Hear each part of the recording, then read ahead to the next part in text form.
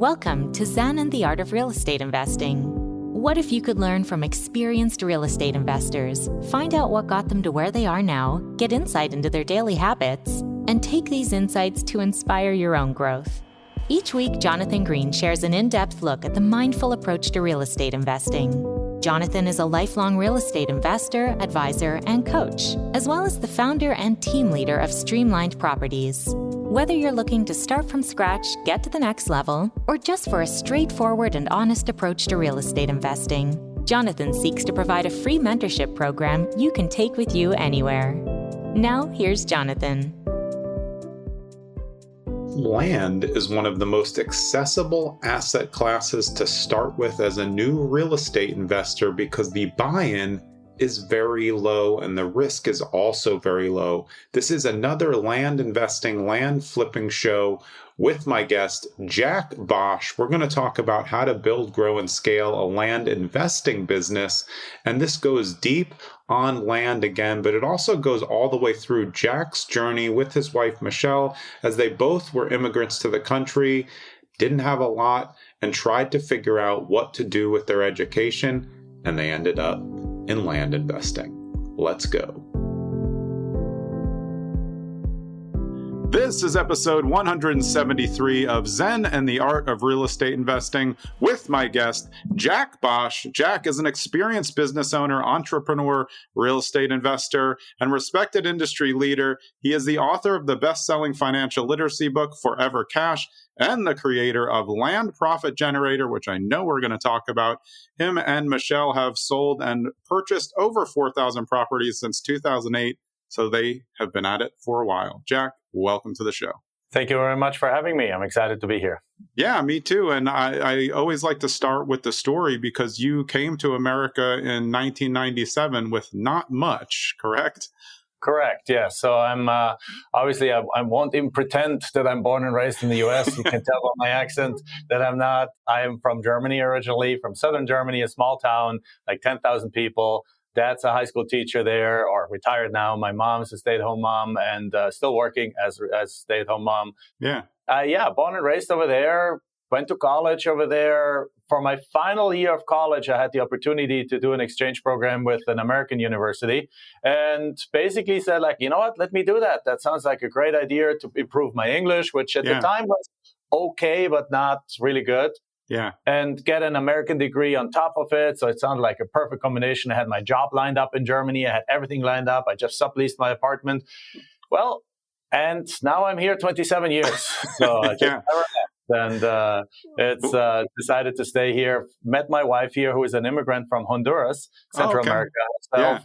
So we basically said, you know what, let's give this love a chance and let's see how this works. And we both got lucky. We both got jobs in the U.S. after being in college for a year. Still today, it's the same thing. You get a work permit for 1 year. And ideally, you want to look for a company that can sponsor your green card at that point. It can sponsor the further leading visas. And then from that point of view, you work your way through the system until you hopefully, in time, before your visas expire, get your green card. In my case, it took 5.5 years. I got my green card. Now we're both American citizens. We're married 23 years and rest is history. Yeah. Back then, did you have any thoughts of real estate, or were you just focused on finish college, get a job? Yeah, I have no background in real estate. Historically, my family, there's nobody in our family that has a background in real estate. After my grandfather passed away, I realized that he had dabbled with something. Like after the Second World War, he had fixed one house and then sold it and made a bunch of money. And with that money, he then bought himself a lot and with an old house, and he fixed that and he added an addition to it. But to me, that was just always grandpa's house. And there was and then he stopped. He didn't continue to that. And I only learned that after he passed away, that there was a little bit of that he basically did 2 real estate projects in his life. But no history of that. On my wife's side, neither any history of that. Her mom is an elementary teacher. Her dad passed away when she was 9 months old. She was raised by a single mom in Honduras, came over at age 18. So there was something that happened just simply by us being disillusioned with the American dream from the point of view of like, you go get a good degree, you get into work, you're like, you get into a job, and all of a sudden you have like less freedoms that you had before. You work harder. we bought a house just before getting married. We bought a starter home, and I had built up my credit by that time. I had built up a little bit of savings. I was able to get an FHA loan with like 3% or 4% down. And we still own that house. It's a rental now, but we had a mortgage. Then we had car payments. Then we had no money left for furniture, so we paid the furniture and monthly payments. And soon enough, I was working something. I was in software consulting, even though I'm not the background, but that's not my background. But that's the only job I could get that would actually get me through the green card process. So I basically bit the bullet, or did something I didn't enjoy doing for the purpose of being able to stay here in the country. But after 2 years or so, I was 100% travel. We had no money left after the end of the month. We weren't living a crazy lifestyle. We just had a simple starter home, 2 used cars, and that's about it. And we're like, this can't be it. This can't be the famous American dream. And we started looking around and to see, like, what do we do after we get that green card? We gotta, the idea was build up a plan B that helps, that we have time to figure out while we're really can't leave this job. Because if you're on a work visa of that sort, an H-1B visa, it was as it was called at the time, if you lose that job or quit, you have 60 days to find another job, or you have to leave the country. So I was basically tied to that job. After a while, Michelle then added her visa application on mine, because as a German, it's actually easier and faster to get to that process than coming from Latin America. If you come from south of the border, it takes forever to get to the process. But from Germany, there's not as many applicants and so on, so it goes faster. So now I couldn't afford to quit that job, to lose that job. So I'd work double as hard, but at the same time, we both start looking around. And after a lot of looking around and evaluating opportunities, we stumbled into real estate. Yeah, I think those are some important points, because there's even people who are non-immigrants who've born in the U.S. who are trying to get out of their jobs too quickly. Oh, yeah. You had to stay in your job to make sure everything went right. But I still think, how do you feel about people now, knowing all you know about real estate investors and newer people trying to get into the game? I feel like they're trying to leave their job too quickly, and because that's what helps you build the building blocks. You just can't become an investor with no money. I have tremendous respect for those who burn the bridges. But is it something that I recommend for everyone? Absolutely not, right? You got to be a special kind of person to basically say, like, you know what, forget about it. I'm burning the bridges. And again, there's different kind of people. We teach this now too, so what we do, but we have people that have, if you have a runway, if you have savings for a year, a couple of years, exactly, then it's fine, right? Then you just basically, the benefits outweigh the negative. Now you have all day long to focus on something. You don't have to worry about paying a mortgage or rent or car payment for the next year and a half. You're good. But if you quit and you have nothing to fall back on, I mean, there's a learning curve involved in anything, and it's not guaranteed that you get a deal in 2 weeks or even 2 months or so. Sometimes it takes longer, and sometimes it goes very fast. So in all reality, I agree that most people should not quit their job. They should use their job to just pay their bills. And kind of what I did, once we figured out what we were doing, once we figured out our real estate strategy, I have to admit, in aftermath, I stopped giving 110% at my job. I did 80%. I did just cut some corners, not to cut some corners, but when I had time, I put my laptop in a way that nobody could see, and I was working on my own business, doing office hours because it was okay. I was done with my stuff, and it was kind of like the team, and you wouldn't just leave the team in consulting. You didn't just say, like, I'm done at 6, bye-bye. If some other people sit there until 10, you sit there until 10. Yeah. But what am I going to do those 4 hours? I advanced some other things, but a couple of hours of those, I was working on my own stuff and to bring our own business forward. But I had the consistency of that paycheck to bring us through that while we're building up the second income stream. Yeah, I think that makes a lot of sense, because if you think you're staying at the job, you're going to keep wanting to move up. But once you know that you've created the beginning of the new path, you don't have to move up at the company. You want to keep that steady paycheck, because if you move up, you'll get more responsibilities and then less time for the side hustle that you're trying to grow. So I don't think that's really anti-employer. It's just you don't have the motivation to try to move up, so you don't have to do the extra 10 hours that you might in order to do that. I think that's a really good point. Well, actually something interesting happened, and a bunch of our students have reported that too, that once you find that and once you commit to that something, you do it in parallel, you actually get better and more efficient at your job. Yeah. You guys, we all, I mean, if we look at it, if you work 8 hours a day, are we really working 8 hours a day nonstop? Four is on the internet just surfing, shopping, I'm sure, for almost everybody. So now you take those and you apply those to something that actually is going to make you money, and you still get everything done, and you might even get it done faster and better. So I actually got praise and almost like promotion opportunities while I was on my way out. And I was like, that's the weirdest thing ever. But it has to do with you just basically now you know there's a timeline, there's a light at the end of the tunnel. You give it all in 6 hours a day, and 2 hours a day you just work on something else, and you're actually getting more efficient and get stuff done sometimes faster. Yeah, again, that's another great point, because you see the light at the tunnel for the thing that you want to do. You want to shrink your hours, but you don't want to disappoint your employer. They're paying you. But you're also motivated to get to the extra time for yourself. So yeah, that makes sense that you could become more efficient in that scenario, because again, if you're working for that, if you don't think you're going to get, a raise or go up, you don't work 4 out of 8 of those hours a day. Nobody does. You take an hour and a half lunch or something. That makes a lot of sense. So you bought your first house as a personal residence, and then how long after that did you start investing, and what did you invest in after that? So we bought our house in 2001, and we got married in 2001. So I basically thought, like, traditional values kind of guy. If I'm marrying, I want to make sure that my wife can come into our own home, and it was a starter home, cost $151,000, 3% down, and interest rate was 7% at the time. So was $1,100 a month payment, which just was, we paid almost the same for rent at the time, or like perhaps $200 less. So it wasn't that much of a jump. And then we didn't buy any other houses till 2009. But what we got into was actually, we dabbled in all kinds of real estate stuff. We started buying tax liens, and they were paid off. We heard about this tax delinquent kind of world with tax liens, tax deeds. And we got outbid at many auctions, went to California and took a day vacation, drove over to California, live in Arizona, and attended the tax deed auction, and everything went up way beyond our ability to buy.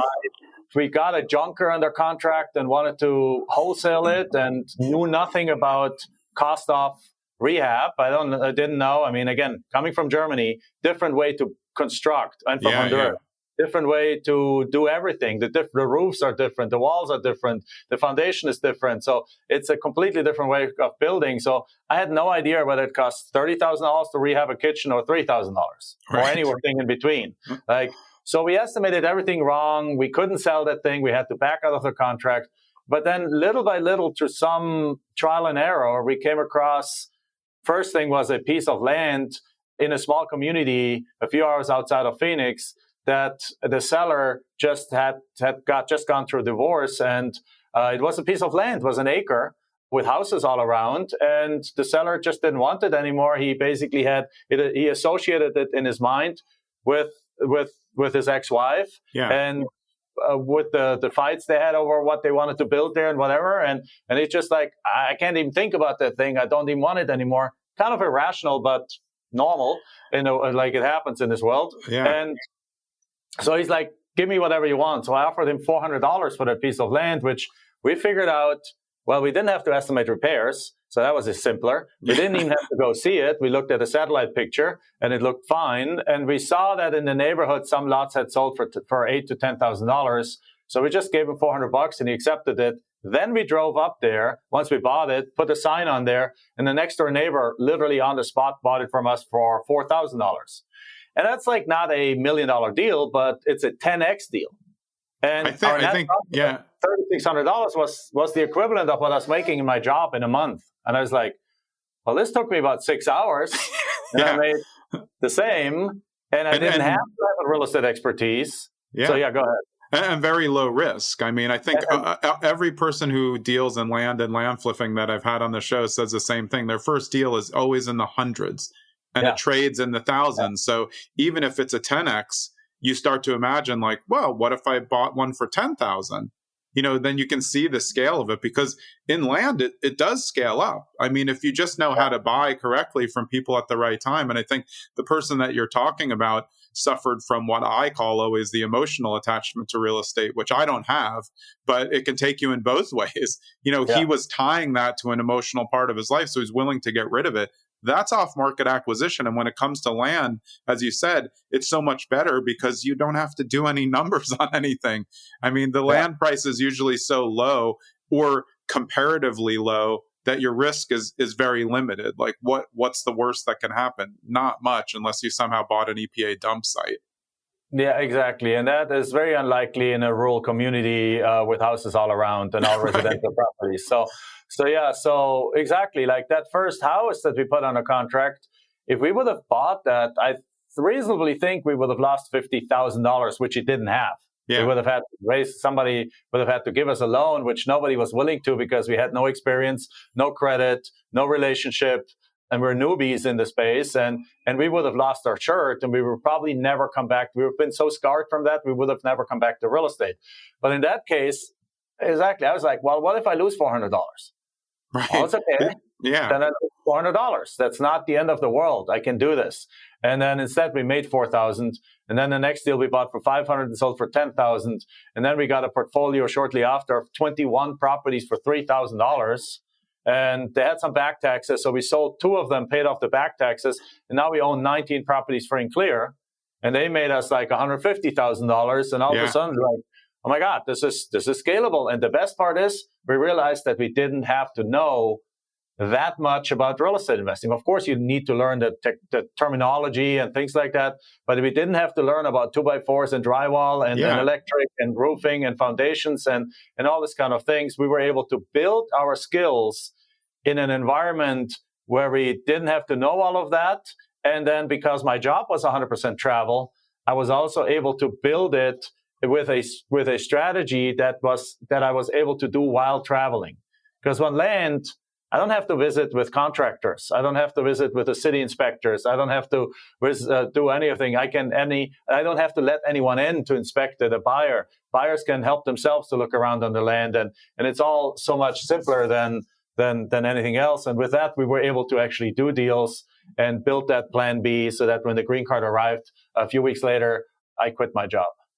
Yeah, it makes sense. I know as you go along in land flipping, you learn other things that can help you scale and make more money. But it is such a low entry point that sometimes if you just cut the grass, you can make like a 5x, just because it hasn't been marketed at all. Where did that first land deal come from? Were you doing off-market marketing, or did somehow somebody just get you to that deal? So the way we discovered the strategy was that we came across tax lien and tax deed investing. And we basically we attended tax deed auctions and we were outbid. Then we attended tax lien auctions. We bought like 5 liens, and then 3 weeks later, they were all paid off. And we're like, well, that's not the way. So that didn't work out. Yeah, that didn't work out well. So we had a thought, and the thought was, we looked at the data and we saw like that. For example, in California, when properties come up for auction, they're on average 6 years tax delinquent, because it takes 5 years before that property, before the county even issues a right to sell, goes to court, gets a right to sell, and then they schedule it up for auction, which usually takes another 6 to 12 months. Yeah. So typically it's 6 years before a property comes up for auction. So in other words, now it's 2024. The properties that California brings up for a tax deed auction, those people stopped paying taxes in 2018.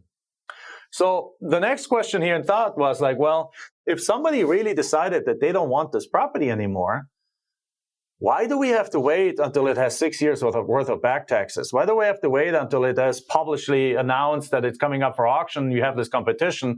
Couldn't we just try to figure out who these people are? And if we get it right, shouldn't there be a few people in that group that basically have simply said, I don't want this thing anymore, and they're willing to take a low offer on that?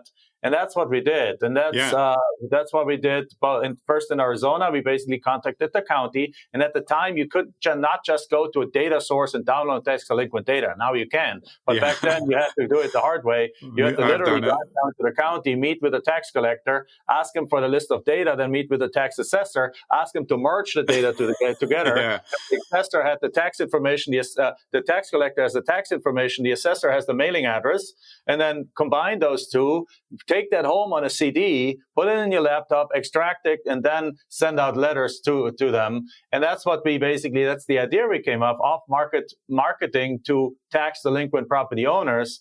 And we didn't have a plan to only go after land. We went after everyone there, but strangely, only the people with land responded. Yeah, I've always said with land, I'm sure you know, of course, from all of your transactions on land, some people don't even know they own the land.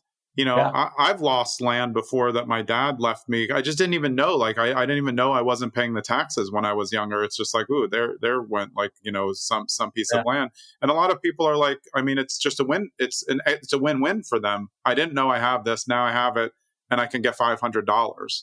And they would never know how to dispose of it. Is that a lot of who you're buying from? Just people who are like, well, this sounds like fine to me. Yes, exactly. Typically, the people we buy from are either people that had it in the family for 30, 40 years, and they're sick and tired of paying the property taxes, and they're never going to use it again. Heirs are a lot. About a third of the deals we buy from heirs, where simply the parents passed it on, and now the kids live somewhere else.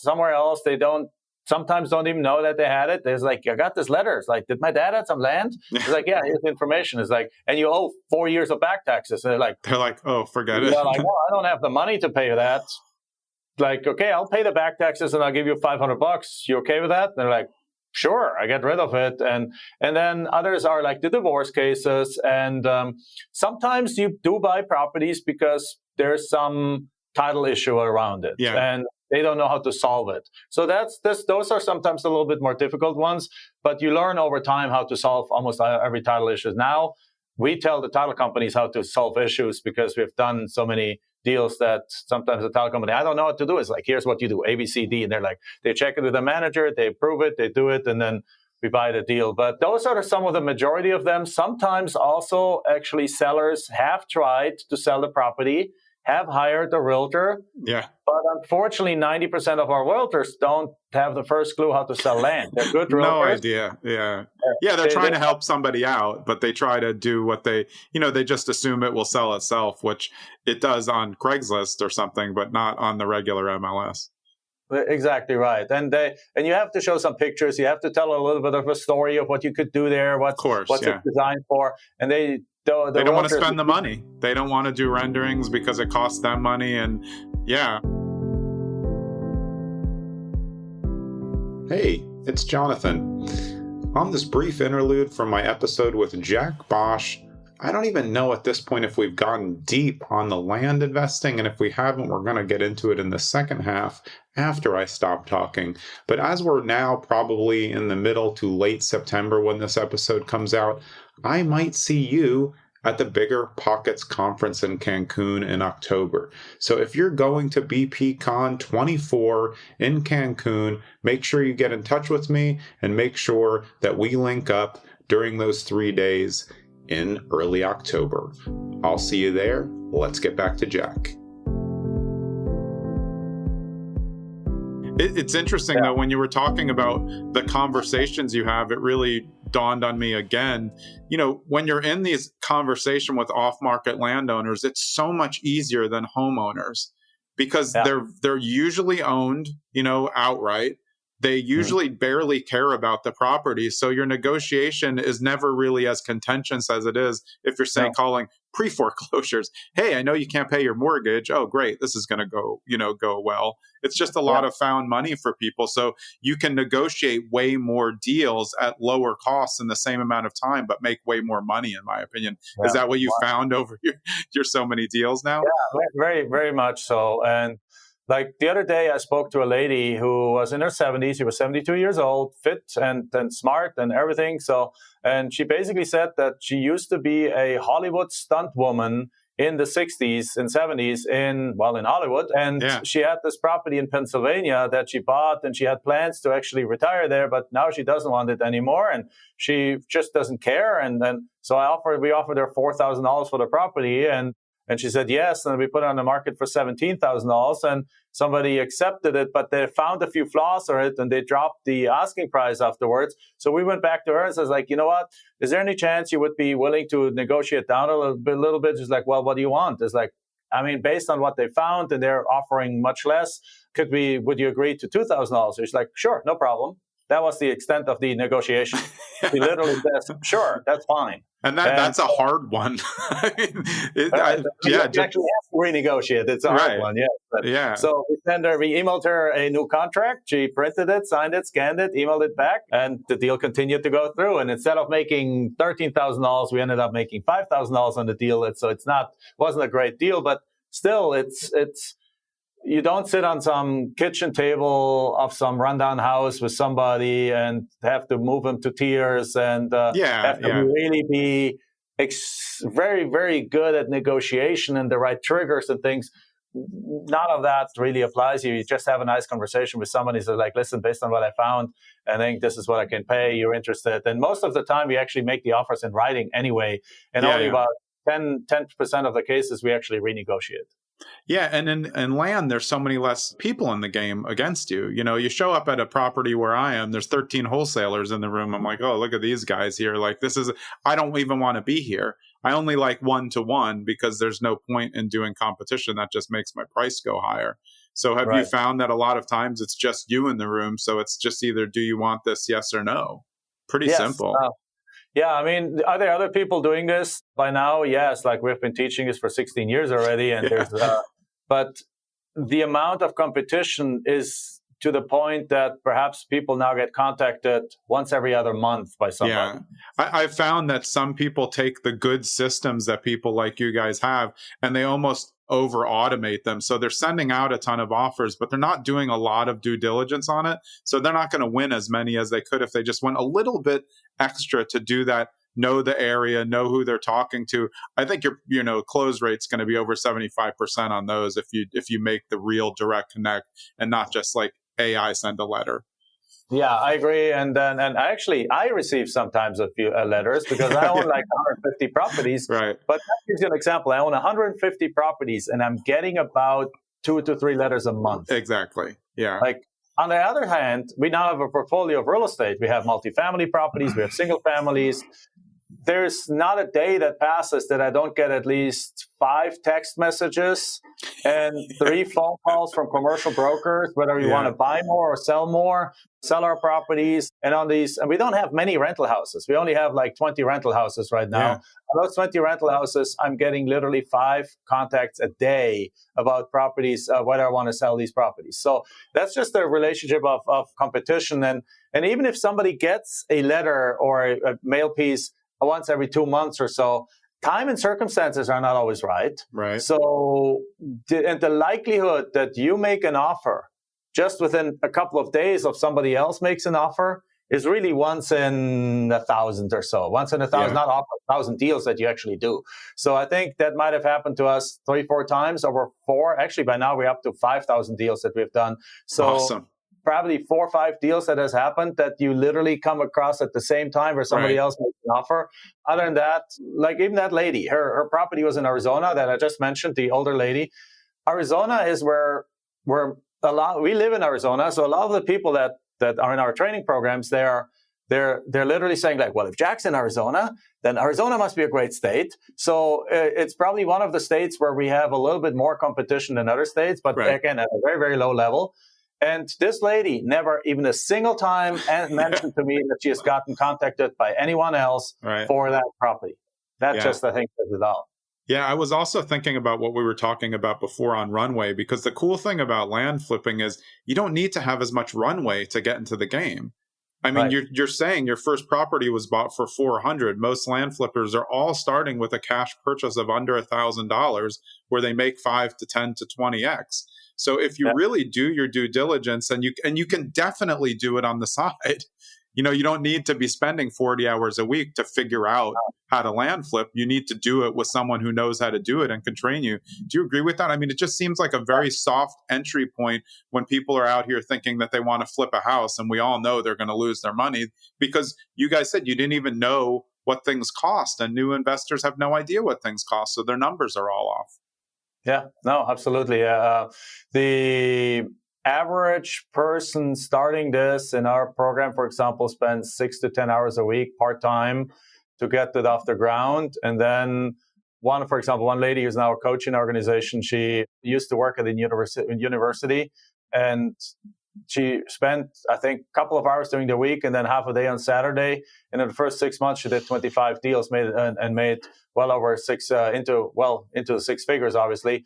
And then she quit her job. So yes, this is 100% right. You can do this part-time. You can do this, and particularly also with much lower dollar amounts. And then and without having to actually go and inspect anything. You don't have to have boots on the ground. When we started, Google Maps wasn't even around. Google Earth wasn't around. The county websites were a very static website with no GIS information systems, no satellite pictures. So the first couple of years, I was traveling at the job. I would come back Friday afternoon by plane. My wife would wait for me, or actually, sometimes I would go get a rental car, an SUV. Yeah. I would pick up Michelle at home. Everything was packed, and we would go start driving right away to start looking at all properties all weekend long. We looked at 30, 40 properties in different parts of the state, and then we would come back Sunday night. Sunday morning, I would drop off the car and then go fly back out to my job. And it was exhausting, but we had to do it because there was no ability to actually look at the properties virtually. Yeah. Now, I mean, we haven't looked at any property in person since the year 2007. Wow.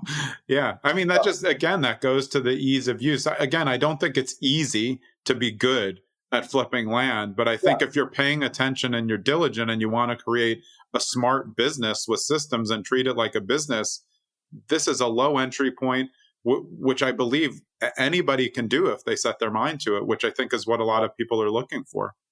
Yeah, I agree.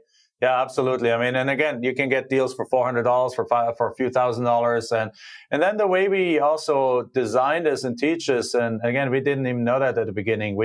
We bought it, we paid $400, and then we sold it for $4,000. But nowadays, if you do wholesaling, you can do double closes where you use the buyer's money to pay everyone involved. You can use transactional funding to borrow the money to buy it for a day and then give the money back the next day. You can do more advanced creative finance things where you can buy the property, sell the property with seller financing, create a cash flow stream, but then sell that note and get cashed out, and even do that all in the same day. So there's so many different strategies that you can do. And you just said it's not easy to create a good business, but it's easier because it has less moving pieces than in the housing world.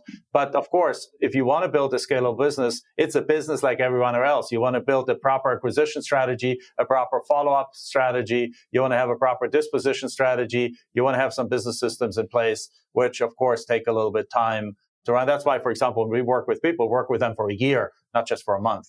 Yeah, it makes sense too, because you can start with the basic, but you just went over a bunch of different ways to create multiple paydays off the same property, which is really like, the advanced version of the game.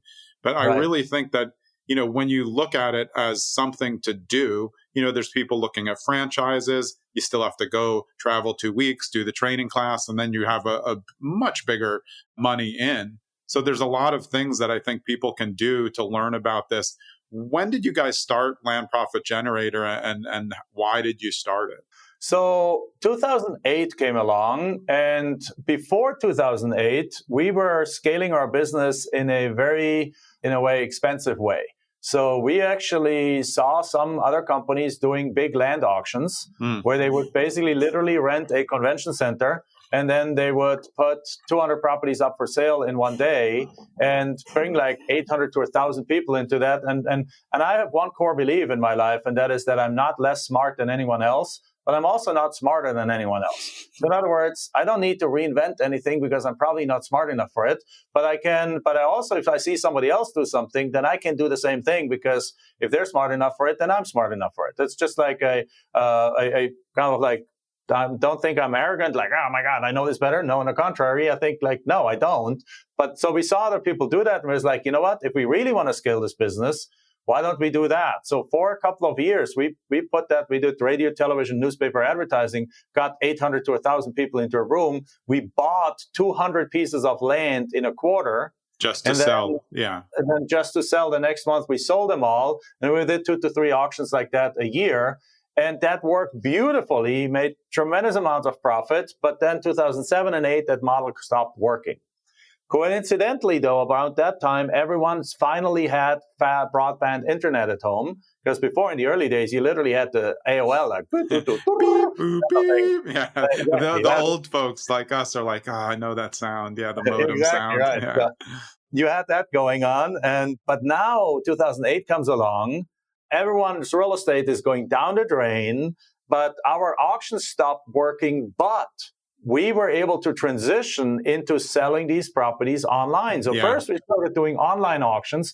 There was a concept by eBay called eBayLiveAuctions.com. We basically put them on eBay on an auction concept and sold them. They've later on discontinued that, no longer exists by eBay. But other services provided those. And soon enough, Facebook came up. Yeah. Facebook hasn't been even around since, I think, 2007 or something, 6 or 7, or like really in mass kind of. Yeah. Facebook came up and other places came up that you could, and Craigslist and other. So we started, instead of having these auctions, we put these properties out there on these different platforms. And instead of having like no sales for 4 months and then one day where we sell 200 to 250 properties, now we had sales every day, which was actually much better for our cash flow. Yeah, absolutely. And it was something that can be duplicated. Because I can't go and say like, hey, Jonathan, why don't you go and spend $200,000 on this auction and get 800 people in there and organize this all? And it's like, I'm not going to do that. Like, this is not something that easily anyone can copy and do. We just built our confidence into that over time. But everyone can take a piece of property and put it on Facebook Marketplace, on Land.com, on Zillow.com, on all this different bunch of these different platforms, and then work with buyer prospects one-on-one by text message, and then basically get to an agreement, send them an agreement, and sell the property. And that's what we started doing. And what we realized that while 2009 came and the market crashed, how land prices also went down, but the demand for land did not go away. That's one of the key things. So before we would buy a property for $40,000 and sell it for $80,000. Now we would go buy a similar property for $19,000 and sell it for $36,000. Right. And so our margins were a little bit smaller. We wouldn't make $40,000, $50,000 on the deal anymore. We're making $15,000 to $20,000 on the deal, but that's still a really good profit. And we were able to just cruise through that crisis unharmed and completely unharmed. And in that moment, we started realizing, when I went to like Real Estate Investors Association meetings and so on, that everyone was losing their shirt out there, but this method worked. And we were probably 1 out of 10 people in the country who applied this method in any kind of scale. Yeah. So we're like, you know what? But the moment we discovered this back in 2002, 2003, we realized, you know what? One day I need to teach this. One day I need to show this. So we kept it quiet for 6, 7 years. That then we saw like, the market is craving another opportunity and people are losing their shirt, and this is so much simpler. I decided to actually to bring it up on the market. So created a 6-week kind of like webinar for it. Then we created a course that we launched in 2008, and the response was fantastic. Lots of people bought the course. Lots of people were successful with it. And that was the beginning of it then. Yeah. So just in terms of where you buy now, how do you choose geographically where you want to buy assets? I mean, because you can buy really anywhere. How are you choosing your markets? Well, after having done this for 22 years now, I have my little favorite pockets where I know that that I can buy properties for a decent price and sell them for really good profits. But there's also a little bit that is with the market shift. So currently, we're in the hopefully the tail end of an inflationary period, right? We had high inflation for several years that probably, everyone kind of assumes and knows that it's probably higher than the government tells us it is. It was the inflation, but that's a different subject matter. And unfortunately, what that means that a lot of these cheap pieces of land, they're like worth $5,000, $10,000, $15,000, perhaps all the way to like $20,000. They are not selling as well today as they used to. Very simply because the people that buy those are typically the people where this is all they can afford. And if somebody can only afford a $10,000 piece of land, and even that one might only be able to afford with $1,000 down and $200 a month for the next, 7 years with monthly payments, those people unfortunately don't have any money left right now because inflation has taken the money away from them. Like if eggs and groceries and everything is double, tripled, and you have a $300 a month budget for groceries and that's it, you have no money left over for anything else. And so they have not, so what happens right now in this market, however, with that said, the market is extremely strong the moment you go above that price range. Because the people that have money continue to have money. And with COVID, kind of there's a shift in the fabric of Americans. Somebody said, and I don't disagree with him, that COVID had a bigger impact on the United States than World War II. And if you think about it, it kind of makes sense because in World War II, yes, the United States sends a lot of young people into war. And obviously, I'm eternally grateful for having liberated Germany from the Nazis. I'm from Germany, right? But the day-to-day life in the U.S. didn't materially change. People went to work. People went to restaurants. People went to... They continued to live their life. They missed their loved ones. And they obviously grieved when somebody passed away. And way too many people died. But the day-to-day life didn't change. In COVID, the day-to-day life changed. And in many states, it changed for a year and a half. Yeah. Right? So... What that did, it created a tremendous need for space out there. So if you see it today, if you look up any kind of statistics about RV sales, they're through the roof and they have not come down since then. So an RV is an expensive toy. There's some of them cost 6 figures. So people with money buying RVs, and what's the next thing after you have an RV? Do you want it to be parked in an RV park or next to your house? No, you want to have some land.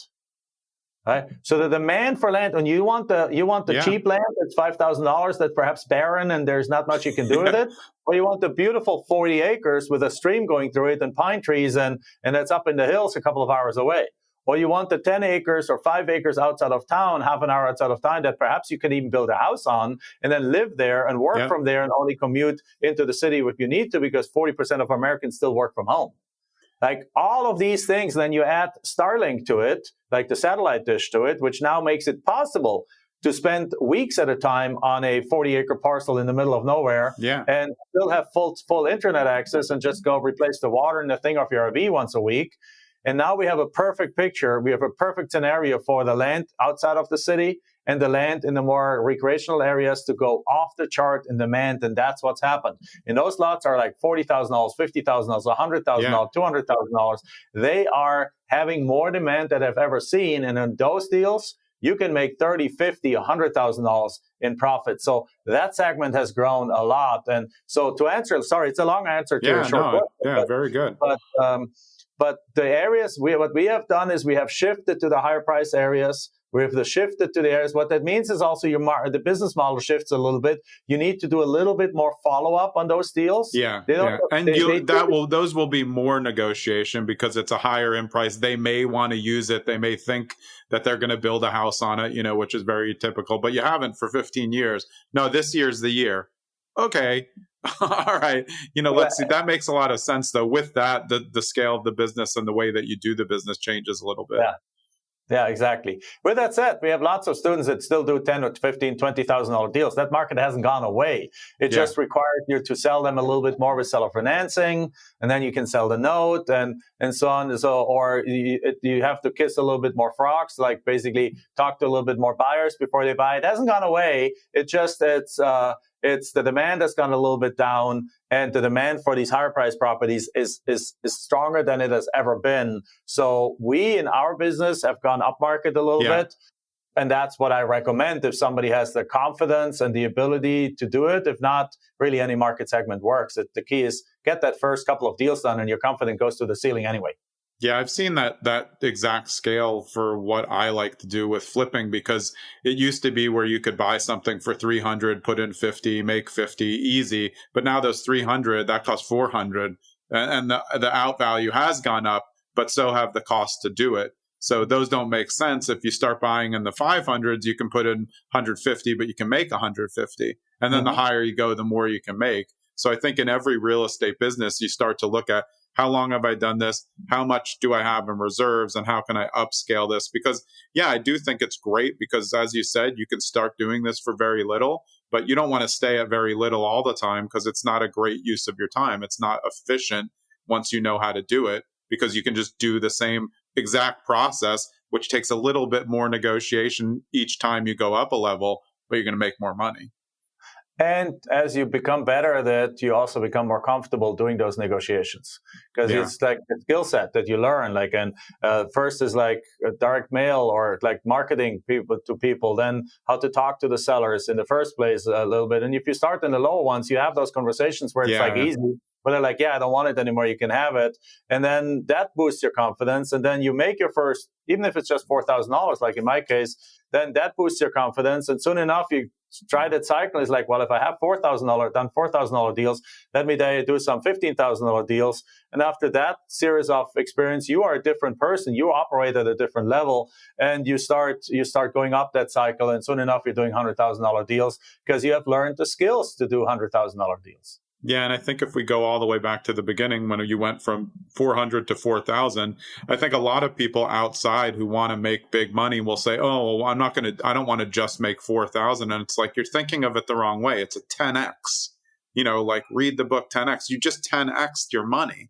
It doesn't matter what it cost. You figured out how to 10x your money. So keep doing that.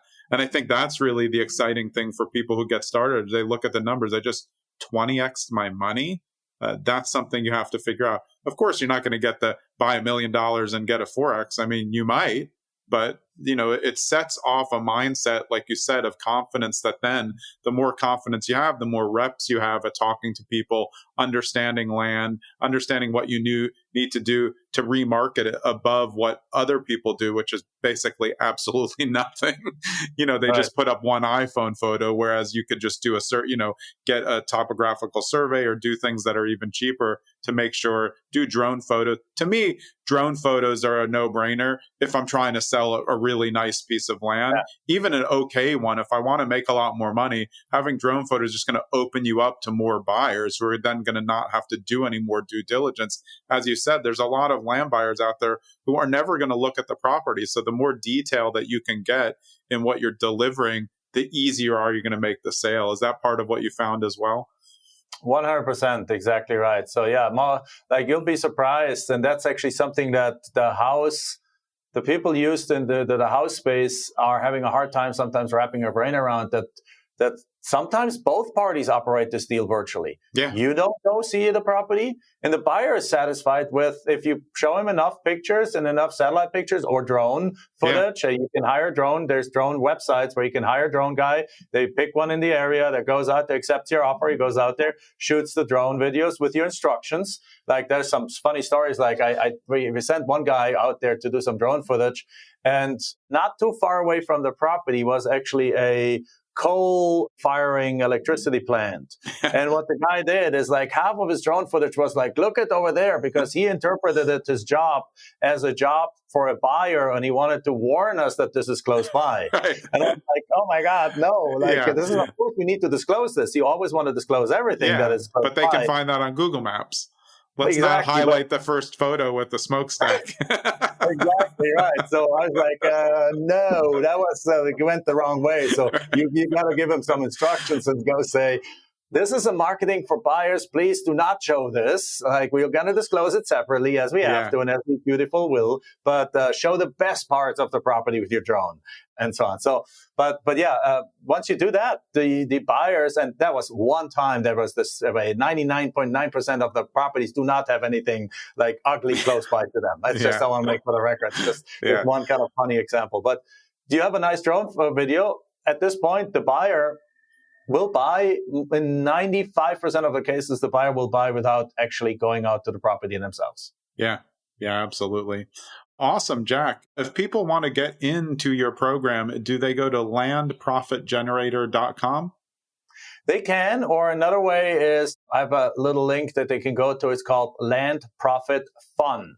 Fun with Fun, like having fun. like landprofitfund.com. They can go, and from there they can download a PDF. I think that's a 30-day blueprint, which literally lays out what we just talked about, how the acquisition works, disposition works, how you set it up over a 30-day period, and how to start your own land business, and it's 100% for free. Or they can also go to my YouTube channel, which is Jack Bosch, and there is a 7-part video series where I explain a little bit more in detail how it all works. Either way. Yeah, awesome. And are those avenues the best places to get in touch with you? Yes, absolutely. I think Land Profit Fund is the best way to get in touch with us and find out more about what we do. Yeah, awesome. Well, it's been a pleasure. I love talking land because I just think it's the most accessible asset out there. So for those people who are struggling figuring out, hey, I want to get into investing, I don't have a ton of money to do it, I have a little bit of time, this just seems like a good fit. Yeah, I agree. But of course, I'm always going to say that because I love it. We've done 5,000 deals. It's been really good to us. I set the foundation for additional wealth by being able to roll the profits from the land flipping over into other asset classes and allow us to buy several hundred units of multifamily apartment, multifamily, single families, commercial property, and really set us up as a family for generational wealth for our daughter. I would have never thought that would ever have happened once when we were just frustrated in our jobs trying to find a way out of that. And when we came across the first land deal for $400, we never thought, like, as you said, the $4,000, the fact that we only made $3,600 in profits means nothing. It proved the concept, and it showed that this is possible and that we can do it again and again and again and again. And then soon enough, we made 6 figures on deals, and life completely changed. Yeah. Awesome. Well, I think it's a great story also coming over with just a suitcase to go to college and then figuring out this the whole way with your wife as well. So I really appreciate your time. Thanks for coming on the show. Thank you for having me. Yep. That was Jack Bosch of Land Profit Generator, and the best site to find him on is landprofitfund.com. I'm Jonathan Green. We'll see you next episode. Thanks for sticking around to the end of the episode, because you should know by now that at the end I'm giving previews to next episode. That way you can stay on top of who's coming up next and what the content is going to be. Next episode, my guest is Brian Ferguson of Altunis Capital. We're going to be talking how he got there and how he is now doing in syndications. And Brian and his company, they syndicate multifamily, traditional commercial, ground-up development, as well as funding and loans. So we go kind of all across asset classes in this episode. I know you're going to enjoy it, so stick around next episode for Brian Ferguson. See you there.